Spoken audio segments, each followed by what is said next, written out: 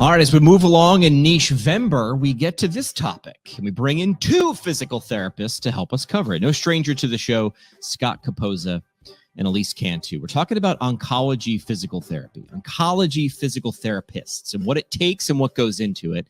You get deep inside of, well, each of these people's stories, right? I love people's stories. They're fun. But what you really want to find out about is, like, what's their day-to-day like? Why did they do what they do? And does that ever match maybe with what you might want to do? So a great inside look at a couple different oncology physical therapists and what goes into it. And the cool part is they come from it from such different angles and such different reasons, which goes to show there's no right or wrong way. There's just the way in front of you. So enjoy this episode. Do want to say thanks to our friends at MW Therapy. Look, it's time for a better EMR. You know that. You've said it in your head a bunch of times. Why not get something customizable? MW Therapy delivers a modern all-in-one outpatient EMR with the built-in patient portal that your patients want, marketing automations that you need, and the billing features that make things smooth at something you can afford. Check them out online at mwtherapy.com, where switching your EMR is easy. Where's your PT career going? Where's your license taking you? Well, Jackson Therapy Partners provide awesome adventures in patient care for physical therapists who care about where they're going. Find out if Travel PT can take you somewhere at jacksontherapy.com. And finally, your CBD store. Get the ABCs of CBD at getsunmed.com. Without further ado, let's kick off this episode. Oh, wait, before we do that, there's a contest going on. How about trying to get your message out online? Is that frustrating? We're giving away 10 digital boost packs from Dot Physio and Christine Walker from PT Website Secrets. This will help you, just a jumpstart, a starter pack of some things that might be frustrating you, okay? Link in the show notes to enter this contest, which is going on all November long. Now let's do the episode. Basically, are you ready to go? Yes. I am absolutely ready to go. Well, let's go. All right, there we go. Welcome to PT Pintcast. We share a great physical therapy conversation so busy PTs can feel connected to their profession. We pipe in our own crowd noise. I ain't too proud to beg. Ain't too proud to make it sound like there's more people out there. Never. As you're joining us in my birthday month, people started doing that and I mocked them. And now I'm like, you know what? I'm going to embrace it. And I'm going to do my own birthday month. Excellent. So November, my birthday month, it's also Niche-vember. We've coined the phrase. This happened back in September. Threw out a tweet on the Twitter at PT Pintcast on all the socials. And I think I asked something like, describe your physical therapy niche. Who's got the niches out there? I'm looking for something I'd never heard of or thought of. And a bunch of people just had, a lot of people talk trash about Twitter, but this was a great thread in that a bunch of people just chimed in with really cool things that I had never heard of. Some I had, and some I was like, what are we talking about? So then I had a little conversation with the rest of the team here, and I was like, a lot of these things. Well, first, for some of the people on the team, I had to define what the word niche was. They're like, I don't know what that means. I'm like, all right, let me define what niche is. And it was a narrow scope. Instead of going an inch deep and a mile wide, a niche is going an inch wide and a mile deep. And so we're going to do little quick hitter episodes with people who have niches, because I just think exposing people out there, even if you're not going to jump into this niche, you can still learn something from the people doing each of these niches. And maybe it sparks an idea that didn't exist now, but you had an idea from something you heard, and then you created a new thing. And then next Niche-vember, we're doing your thing. I don't know what that might be. So no stranger to the show, the Onco PT, Elise Cantu, and Scott Capozza. Welcome back to the program again, friends. Welcome Thank back. you so much for having us back. We're thrilled. Well, I can't speak for Scott. Thanks, Jimmy. And it's good to see you too. Good to see you guys. All right, so we'll this is going to be sort of not maybe a little bit of a rehash, but not everybody listens to every single episode of a podcast, but you should. Helps the downloads. But you guys have a little bit of a niche, and we wanted to dig into it. So Elise, go first. Just describe the niche that both you and Scott sort of hover in, but you don't do it in the same way, which is also cool. So it's a niche within a niche. It's like a niche squared. Mm-hmm. Describe this niche that you're in, and then we'll hear from Scott as well. So I think the big small niche we're talking about right now is oncology physical therapy. So specifically, Scott and I focus in on treating people who have or have had cancer. There's a lot of impairments that come along with cancer and its treatments. And so for me specifically, I have a private practice where I treat patients, but then I also have this love of teaching. And so I've melded those together to teach other physical therapists how to confidently and competently treat people with cancer. Love that. I love confidently and competently. I love those things. That's what we want to be, right? Exactly. And we've talked about this in previous episodes. Talk about the person's emotion that they want to become. So I love the fact that Elise says confident and competent. That's what I want to be. Be competent. Right. And I want to be confident in that I'm doing that. Scott, if you'd be asked the same question, what would you say? How do you live in this niche? So I occupy this niche. I work at a large academic institute in the Northeast. So I see individuals on an outpatient basis. I also, like Elise, I have a love for teaching. So I am teaching DPT students. I take DPT students as a CI. I will have students come and shadow me during my clinic hours because ultimately, we want to expose as many PTs as possible. And Elise, I know you and I have had this conversation back and forth. I think the big thing that we want to get across to individuals that are listening today is that, in 2022, here we are, the American Cancer Society estimates that there's close to 18 million individuals living with or a past history of cancer. Yeah. So you're working in physical therapy, you're working in an outpatient setting, you're working in inpatient, you're doing home care. It doesn't matter what setting you're in. It's not a matter of if you will treat somebody with a history of cancer, but when. And so to Elise's point, we want you to be competent and confident when that person walks in your door. I don't think I had either, because I think my lecture in PT school about oncology, it existed. Like we had it. I don't know if I'd call it robust, but it was there. But it left me going, yeah, I'm going to not do that. I'm not going to go anywhere near there. But I don't think anybody put it in such that way, Scott, which is like, this isn't if you're going to go to that person. It's like that person's going to show up pretty much no matter where you are in the profession of physical therapy. So you should be prepared to be in oncology or oncologic physical therapist, no matter where you are. It's not this, it's yes and. Right. And I think, especially for those of us who went to PT school a few years ago, they were like, either we weren't talking about it at all, right, or maybe you and I, Jimmy, like we got a lecture, but maybe it was given by a nurse, and there was no connecting the dots. Right. There's no connecting the dots between the diagnosis of cancer and all of the physical symptoms that somebody has as a result of all their treatments, and then the rehab part of it.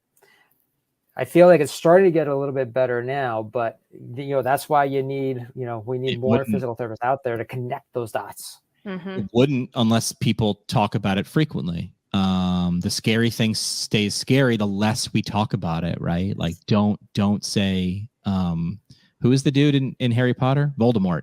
Don't say he who will not be named. And that's where you get your power. You don't talk about something, or you give it a different name, or you just kind of like, under your breath. So you both came to this niche. You could have done a lot of different things in the profession. Let's go to Elise first. Why this? Why these people that you get to treat? Why in the way that you do? So why who and why how?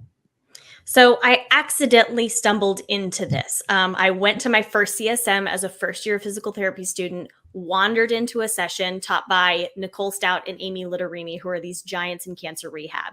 And from then, it was like I saw my future. Like I went to a palm reader and they told me what I was going to do. There was no turning back. So I'd always had this interest in cancer, but with my mom and sister both being oncology nurses, I saw what they did, but did not know that physical therapy and cancer would overlap in this way.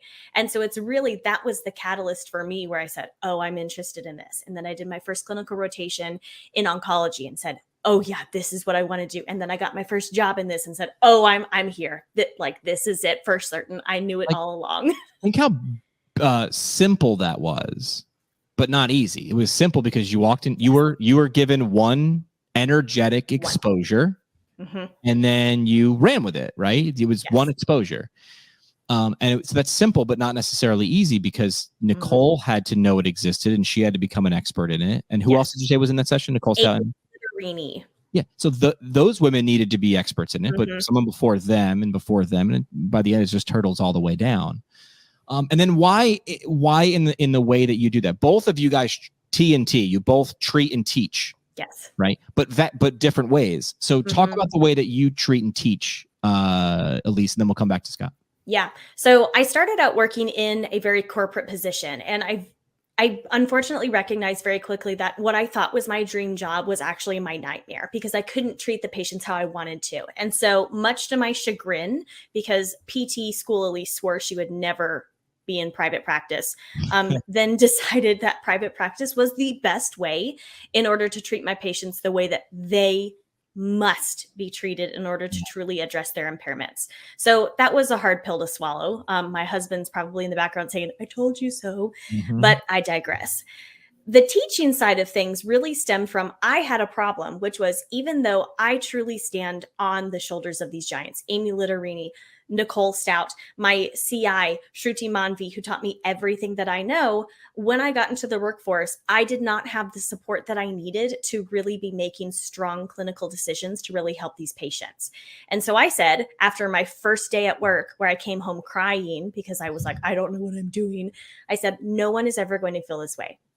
No one is ever going to encounter a patient with cancer and feel the way that I did. And so that's why I started this podcast. I think also because my husband was tired of listening to me talking about my patients. And so he literally bought me the microphone and said, why don't you start a podcast? Talk into this. And hey, have you seen these headphones? And I've seen a YouTube video. To get the best sound, what you want to do is you want to sit in a closet, because the coats, they really just eat up all the sound. So I'm just going to close this door. It's a smart man, really. So talk about be a good podcast host and make sure people know about your podcast. Yes. So my podcast is called the Onco PT Podcast, where we talk about all things oncology physical therapy. And again, no matter your experience, you will walk away from every episode feeling more confident and more competent to treat the person with cancer in front of you. Boom, mic drop.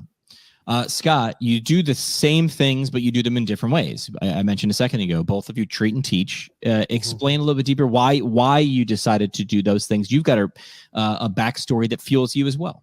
Yeah. So Elise, you know, it was a spark, right? Like you had that aha, this clouds open and the sun comes out moment. Me, it was more of a slow burn. It took me a while to get to where, so I think even, for everybody listening, like, I think that's important to know, that sometimes it is an aha moment, and sometimes it takes a little bit of time, go back to the, the snowball analogy. Sometimes it takes a little bit of time to kind of get that snowball rolling. Again, when I went to PT school, oncology rehab really was not a thing. So it wasn't even something to go into. And so I started my career, this is a mid-career shift. I did a mid-career shift. I started my career as a pediatric PT. Sure, you're going to pay me to play with kids all day long? Absolutely, I'll do that. It was only by being in the right place at the right time. I was at a charity bike ride as they were raising money to start the first multidisciplinary cancer survivorship clinic in Connecticut. And I ended up helping out this guy. He had 2 flat tires on his bike. His brakes were running up against his tires. He had no idea what he was doing. And so I helped him with his bike. We go off and we do our ride, come back afterwards, and we're chit-chatting. And he's like, I just got recruited by Yale. I'm going to start this multidisciplinary survivorship clinic. And he goes, what do you do? I said, well, I'm a PT. He goes, great. I want a PT in my clinic. And I was like, oh, okay. So I said, and kind of like Elise, like, I don't know what I'm doing, right? But I'll try it. I'll do this thing 1 day a week, and I'm still working peds the other 4. But with time, and I mean years, I kind of came to the realization that I'm seeing these patients, and I'm seeing them in a small snapshot of time, but realizing that there's so much more that needs to be done to be able to address all of their, not just their physical needs, but their emotional needs, their psychosocial concerns that they go through. Sometimes a and flat then tire gets your career going. yeah, and then from the teaching perspective,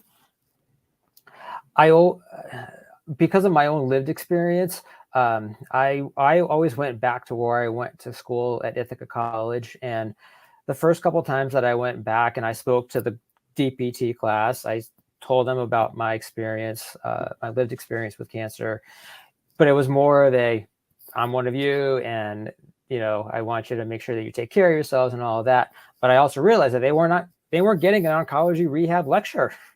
Right. And so that morphed into an oncology lecture. And then that led to speaking at more colleges and more DPT programs, and now teaching electives and taking students.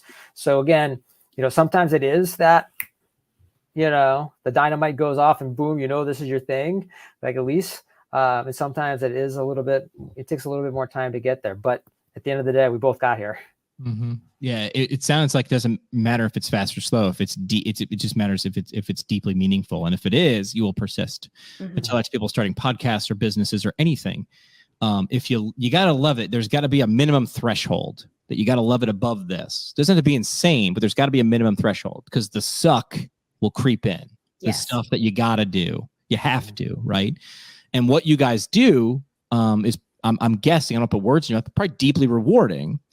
I'm guessing, and I want you to speak to this, probably taxing. I mean, you're treating people and interacting with people in their lives at what could be one of, if not the most difficult or lowest in their lives. And I think people deserve to know that before they go into it. It might sound obvious, but I want to speak the obvious. I don't want to, keep it hidden. So talk about that. That's got to be very, well, I don't know what it is. Tell me about it.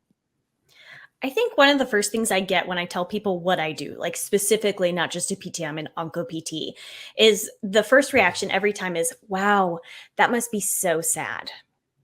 But Jimmy, the words that you said previously about that suck threshold and like the love threshold, whatever's above that, I think Scott and I are really keyed into what that is for us, because there are some really sucky days out there. The level of suck sometimes cannot be comprehended, but the insane, immense amount of joy that can come from even those sad cases. Like, yes, I love it when my patients come in and they tell me, wow, like I have no cancer anymore. I mean, cue the music, cue the happy dance, whatever. But that's not the only place that I get joy when working with my patients. It's also that, wow, you had 8 months to live and you made it to dance with your daughter at her wedding. Like, that is so, so cool. And the pride and the joy that comes from that cannot be put into words. And so I think we really have to recognize that, yes, we are potentially spending a person's last days, months, weeks, on earth with them. But what a privilege it is that they are potentially choosing to spend that time with us. Yeah. They could do anything. They are coming to physical therapy to see me, Scott, whoever they're seeing, and they have made that a priority in their existence. And that is probably one of the highest honors that I can have as a physical therapist. Yeah. Scott, good luck following that. Yeah, I mean, absolutely. It is a privilege to be a part of this person's, not just their journey or their experience, but just their life. Yeah. Somebody actually asked me this, a very similar question. What happens, especially when the patient sits in front of us and they say, why should I come to PT? Like, I don't know what tomorrow's going to bring. And my answer is, yeah, you're right. Nobody knows what tomorrow is going to bring. But what I know right now is that you're sitting in front of me right now. So we can do something right now. Yeah. I can do something to help get you feel stronger, help you move, and you can feel better about yourself because we were able to maximize the time that I've got here with you. So that's how I look at it. And I also think too, yeah, I mean, you're right. I mean, this is one of the few niches of PT in general where, you have the possibility of and the reality of losing patients. We don't get that in a lot of other aspects of PT. So I think for us, for Elise and for myself and for all of our colleagues who do this, like, I think one of the things that we need to do is to make sure that we have our own people, right, Elise? Yes. Like, we have our people that we can reach out to when that happens, right? Like, we have our good friends that we can text, that we can reach out to, who are also onco PTs who get it. Or where I am, again, my survivorship team, it's a multidisciplinary team. So if we lose a patient, we all come together and we talk about that patient, and we celebrate their memory. And so we have each other to support each other through a time like that. Yeah. I talked about it on this show, but a few months ago, my mom died of cancer, and believe me, I mean, went quick. I mean, she went from having a weird mystery illness in December, January, to figuring out the mystery disease, to then having a stroke, to then being diagnosed with cancer, to then passing away and dying. And I remember her son is sitting there next to her, who is a physical therapist, me. And the PTs and OTs are coming there. My mom was looking at me like, what are we doing here? I got cancer. I'm like, well, are you comfortable in your bed? And she's like, no, my ass hurts. I'm like, okay. Like, I'm your son. You're not going to listen to anything I'm saying. So, but have I told you my diaper changing theory before? No. Diaper changing theory is if you ever change someone's diaper, like my parents, changed mine, then I can never know enough to tell them what to do. So it's like, my mom's never going to listen to me. My dad asks me for advice and then ignores me, right? It just happens. But that's how I looked at it. But when the PTs and the OTs came in the room, my mom was like, what's the deal? And it wasn't my mom listening to what I told them to do. I was just like, listen, I mean, they can do stuff for you. And when the PT, who was great, by the way, and I can't remember her name right now, but when she was done, she was like, well, I brought this body pillow in because it looks like you're uncomfortable, but if we could roll you this way. My mom was like, oh no, this is great. I'm like, right, but you could have said no to this. So again, that woman might not consider herself an oncologic physical therapist, but she works in a facility, in a place, in a home where people are spending the last days of their life. And for her so she is, whether she considers herself or not, she is. So that really resonated with me. If there's somebody else in the audience now, and that's the beautiful thing about podcasting, right? We're recording this and releasing it in November of 2022, but you might be hearing this in, I don't know, 10 years from now. Who the heck knows? Right. It's a time capsule.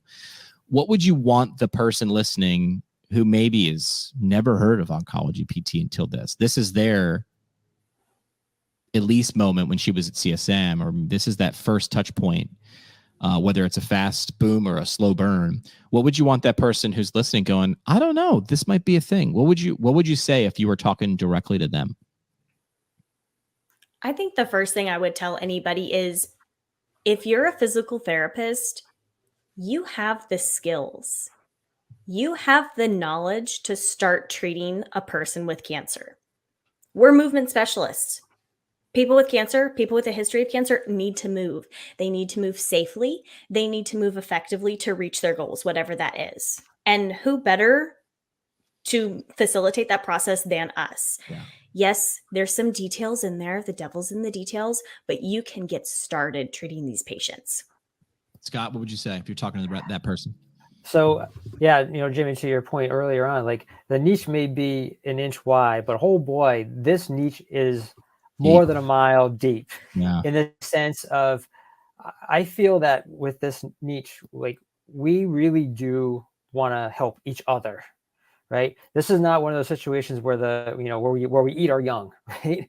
Like, we want you to succeed. We want you to feel confident and confident working with those patients. So we want to help you, right? And so, send Elise a DM, right? Like, send me a text, like, send us an email. Like, we will help you. We create a network.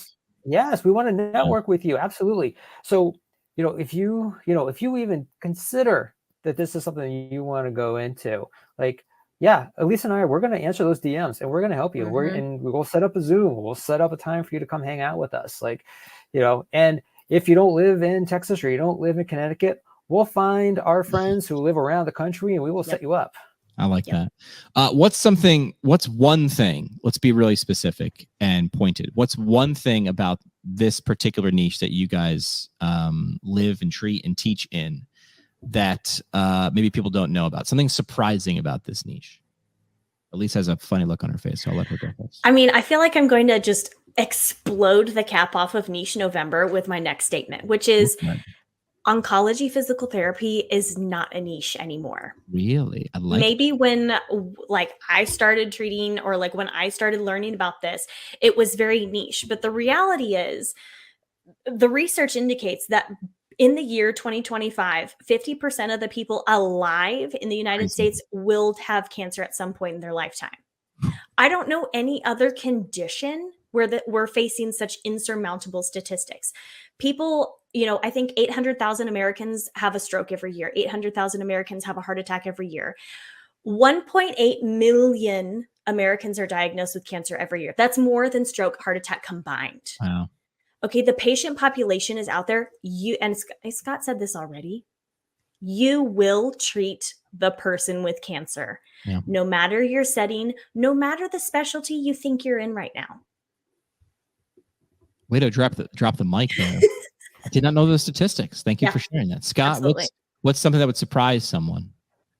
That these patients, these people who have a cancer history, they want to get better. They are super motivated to get better. They want to be able to go for a walk in their neighborhood. They want to be able to pick up their grandson or their granddaughter and be able to play with them. At least to your point, they want to be able to dance at their daughter's wedding, right? And they're going along and they're doing their thing, and then they get blindsided with this cancer diagnosis. And again, it is our privilege to be a part of their care, to be able to help them achieve those goals. And so, yeah, they're going to show up. They're super motivated. They want to get better. I love that.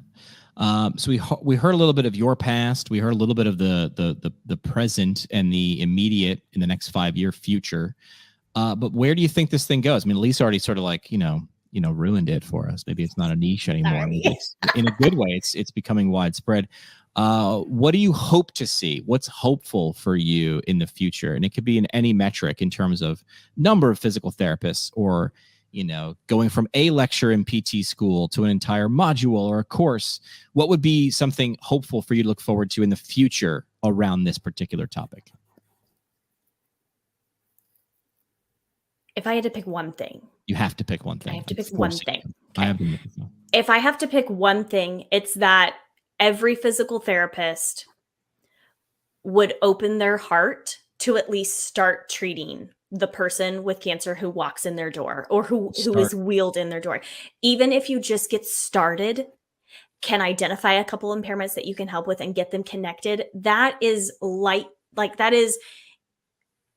years away from where we're at right now, which is so tragic because so many patients, unfortunately, are turned away from most physical therapy practices by most physical therapists who are like, nope, not touching them. And that is one of the biggest disservices I think we do to our community. So one thing, opening your heart to start treating these patients. What's the line? You don't have to be an expert to start, but you have to start to become an expert, right? I didn't say that. Someone else said that. I just remember quotes. I just never remember who said them. Scott, pick one thing that you'd be hopeful to see in the future. What would your metric be, or what would your thing? So I would love to see oncology rehab truly integrated into DPT programs. Yeah, it's got to start there, right? Right. Again, if we're going to be training, the next generation of PTs, oncology rehab can't be an elective class where 10 out of the 65 students in that PT class take it, right? Or it can't be one standalone lecture. Individuals with cancer have a lot of musculoskeletal concerns. So put that into MSK 1 and 2. Mm-hmm. There's pediatric cancers. So put that into the pediatric, semester. Cardiopulmonary, all of it. It covers all aspects of physical therapy care. So, if there's one thing that I am hopeful for in the next 5-10 years, whatever it might be, I would love to see DPT programs truly integrate that. So, and again, because it goes back to the points that Elise and I have both made here, is that, you're more likely to treat somebody with a history of cancer than most other conditions. Like that. All right. We have a tradition on the show. It's called 3 questions. Let's do 3 questions. All right. 3 questions brought to you by our friends from Physical Therapy and Balance Centers. It was created by PTs for PTs. On average, a private practice that joins the physical network grows more than 40%. So if you're ready to discover how the largest network of PT private practice owners are growing and adapting to industry changes, visit physicalfranchise.com. That's FYZICAL franchise.com. So let's do 3 questions. We're going to change it up. All right. Ooh. If you had the soapbox, this is for either. We'll go Elise and then Scott. Who is someone the audience should know to follow to learn more about today's topic? Could be anybody in the profession, out of the profession, doesn't know. Pick one person who you would say, yeah. Alexandra Hill. So Dr. Alexandra Hill of the Pelvic PT, is one of the most engaging patient educators out there.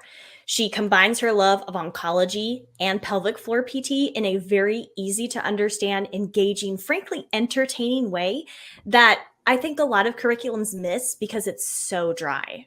I mean, so Oncopelvic PT, all the platforms. She is booked on the show late this year or early next year. Oh my God. Amazing. Fantastic. She's going to my God. I don't want to ruin it, but she's going to do a different format type of episode. So that's all I'll say. Ooh. Scott, who is someone for you that you would recommend the audience getting to know? So another friend of ours, Elise, I keep calling her by her old name, Kelly Reed Strom, right? Sturm. Thank you. Sorry, Kelly. Same thing. She has amazing content that is it's patient facing, but there's so many things that she does that we can take away as PTs as well. Like she does these, she has a YouTube channel and she's on Instagram. And again, so much of it is patient facing, but we look at that and we're like, oh, that's a great idea. I got to try that stretch with my patients. Mm-hmm. Mm-hmm. All right. To number 2, Elise, what is something the audience should take a look at if they want to take a deeper dive? Is there a resource? Is there a textbook? Is there you feel free to plug something that you created because that's what you do is you create resources. But what's something you'd recommend a good starting point if they're going from 0 to wanting to learn more? Man, a great starting point would be the Quick Guide to Treating Patients with Cancer, which is my free lead magnet, actually, for that Kelly and I have co-created. So, I mean, talk about all the cancer stuff. You can find that at theoncopt.com/quick guide. And it literally takes you through the first couple steps you need to just get started with this patient population. Scott, what would you give someone? As far as a resource goes? Yeah. So there is a brand new textbook that's for PTs, written by PTs. It was co-edited by Deb Doherty and Chris Wilson and Lori Boatwright. And so this is, I think that this is going to be a fantastic. I mean, it's going to be a big read, but it's going to cover everything as far as pathophysiology of cancer, different cancer diagnoses, special topics, including pediatric oncology and, something that's near and dear to my heart, adolescent and young adult cancers. So the Oncology Rehabilitation textbook should be out now in November. Like it. All right. 3rd question, short and sweet. Why should someone care about oncology physical therapy? Why? Give me like they should pay attention because this. Cancer is one of the biggest contributors of disability in this country. That's it. Honestly, stop right there. Scott, what do you got? Because we have the power to empower people at a time when they don't feel like they have any control. Well done. That's 3 questions. Again, brought to you by our friends from Physical Therapy and Balance Centers, FYZICAL franchise.com. Last thing we do on the show is the parting shot.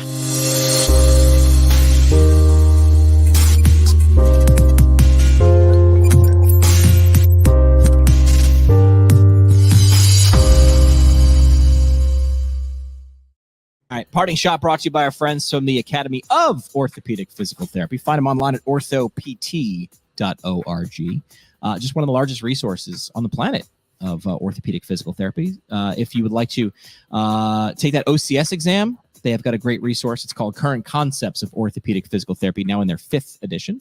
And you can find that at orthopt.org. I like to call it the perfect roadmap. No matter where you are, find yourself on the map.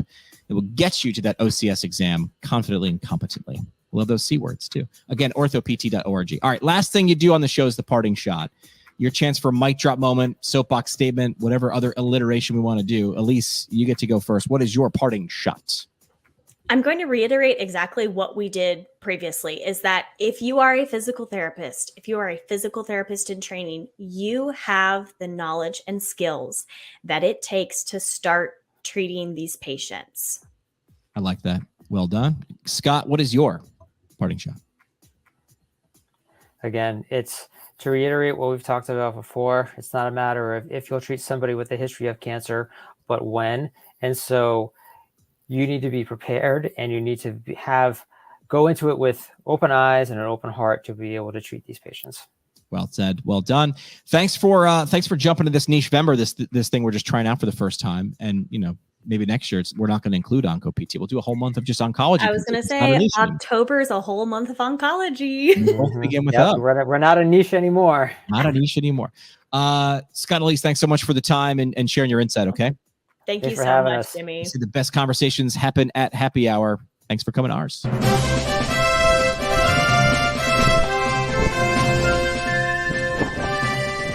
Like what you hear? Tell a friend or leave a review on iTunes or Google Play. The show today is brought to you by the Brooks Institute of Higher Learning, an innovator in providing advanced post-professional education. The Brooks IHL offers 7 on-site PT residencies, including orthopedics, women's health, geriatrics, pediatrics, sports, and neurology, as well as a neurologic OT fellowship, a competitive OMPT fellowship, and a speech therapy clinical fellowship. Therapists that complete a residency or fellowship through the Brooks IHL will markedly advance their knowledge and skills in a specialty area of practice. Learn more about how a residency or fellowship can help you advance your professional development at brooksihl.org. Our home on the internet. PTPintcast.com. Created by Build PT. Build PT provides marketing services specifically for private practice PTs. From website development and hosting, providing content marketing solutions for PT clinics across the country. See what Build PT can do for you today at buildpt.com. The PT Pintcast is a product of PT Pintcast LLC. It is hosted and produced by PT Pintcast CEO Jim McKay and CBO Sky Donovan from Marymount University. We talk PT, drink beer, and record it. This has been another pour from the PT Pintcast. The PT Pintcast is intended for educational purposes only. No clinical decision-making should be based solely on one source. While care is taken to ensure accuracy, factual errors can be present. More on the show at ptpintcast.com.